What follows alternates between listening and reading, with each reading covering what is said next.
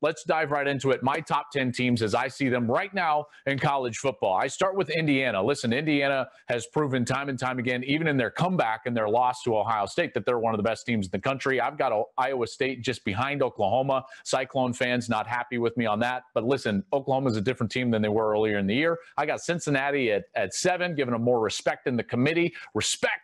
And then Georgia at 6. And I'm going to stay right here because Georgia at 6, I was getting a lot of heat, mainly because I was arguing in previous iterations of the college football season, previous weeks, I guess you could say, that Georgia didn't deserve a top 10 ranking.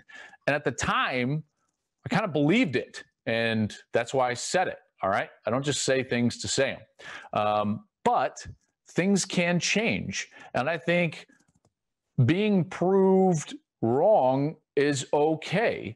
And the element that has been proven for Georgia is their quarterback. Folks, it's the most important position on the field. It's the most important position in American sports. And JT Daniels has now solidified that position for Georgia. They are so much better at quarterback now than they were 3 weeks ago. They're clearly a better team now than they were 3 weeks ago. So I don't want to hear from dog fans saying, we told you so, because no, you didn't. Something changed. And I don't want to hear from other fans saying, like, Georgia sucks, because no, they don't. Now they are currently one of the better teams in the country because they've fixed their most important position.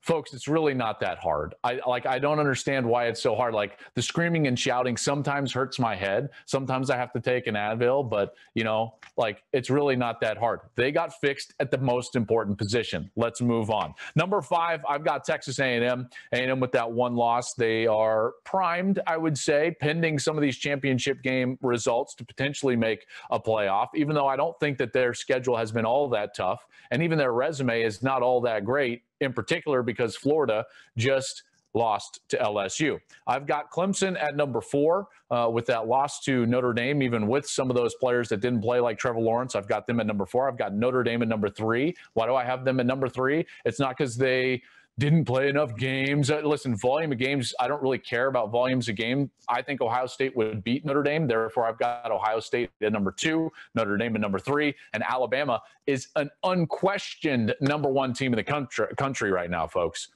I've been labeled at times as like an SEC hater. I don't think I'm an SEC hater at all. I think that I actually try to evaluate college football pretty fairly right now. I think Ohio State would beat Notre Dame. I think that they would beat Clemson right now, and I think Alabama would beat Ohio State. So this Bama team, by the way, is incredible. Incredible. I think if this wasn't a COVID year, there's a good chance I think that they would still have gone undefeated, and we'd be talking about, hey, would this be one of Nick Saban's best teams that he ever had?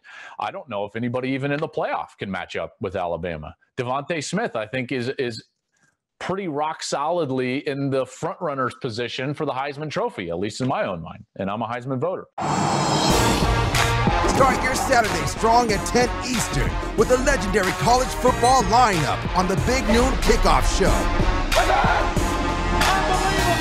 Big Noon Kickoff on Fox.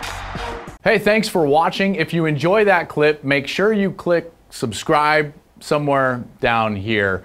From game highlights to exclusive interviews and rankings, we've got everything you need as a college football fan right here, College Football on Fox.